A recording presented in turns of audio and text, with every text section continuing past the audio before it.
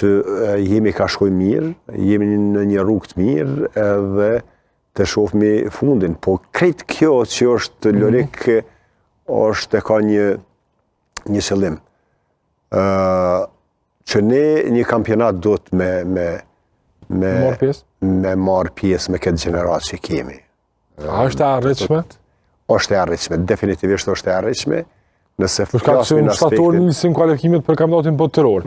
E kemi një grup këça të vështirë, duke marrë parasysh se kemi Zvicrën pjesë grupit, që nuk është e pamboshtur në aspektin sportiv, mirë po krahasuar me kombëtarët tona cilësohet si një favorit i lehtë në letër.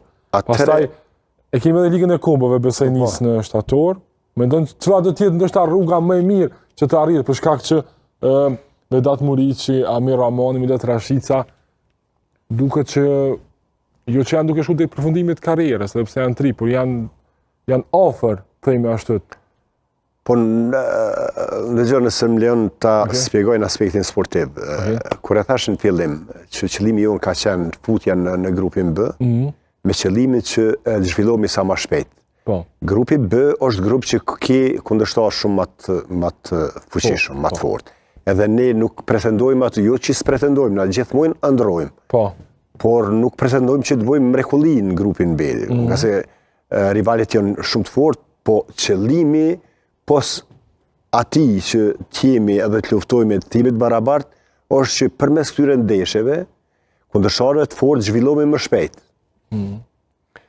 Po ashtu tash kemi shtator tetor në dorë kualifikimet për kampionat botëror. Ajo ëndra asnjëherë nuk do të shuhet, por nuk do të jetë e lehtë.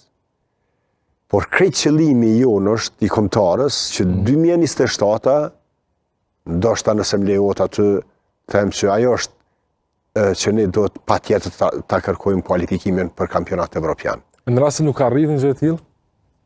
Nëse nuk arrit në futboll nuk ka siguri, Lorik. Nuk ka siguri në futboll nëse dikush rrjedhën e jetës ne nuk e kemi në dorë, ka ai lart. Ne e kemi në dorë ato që mujna me menaxhu çka do që ndodh.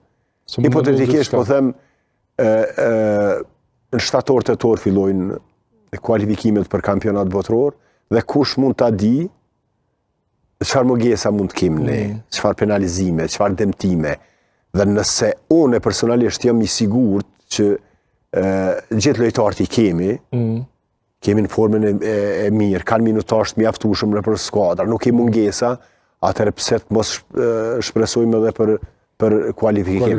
Por kjo është diçka që nuk varet nga ne, varet nga forma e lojtarëve, varet nga performanca e lojtarëve, nga se unë e them shpesh që kombëtarja është sadopak e penalizuar, nga se ti lojtarët i merr të gatshëm nga skuadrat dhe shumë do të thonë performanca e tyre nëpër skuadra. Nëse ata luajnë mirë, kanë minutazh nëpër skuadra, atëherë është më lehtë që të shfrytëzohet potenciali i tyre në kombëtare. Po puna e trajnerit përzisit është që të gjejë lojtarët më në formë. Ti ke ofër. Po definitivisht, po është ajo struktura e lojtarëve tashmë.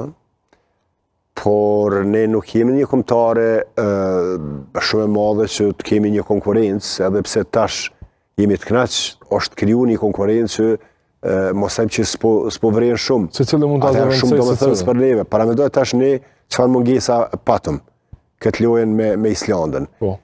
Tash paramendoj kthimin e Don Zhegrovës. Një lojtar shumë kualitet, që është shumë i rëndësishëm për skuadrën. Fisnik Aslani, do të thotë një potencial, një lojtar i mirë, shumë i mirë. Rudhani, Adrgjonaj, do të thotë kemi pas të mungesa, e thash marrëm Jasharin, do të thotë edhe pa këta ne dëshmojmë një performancë mirë. Edhe ajo që mund të them Lorik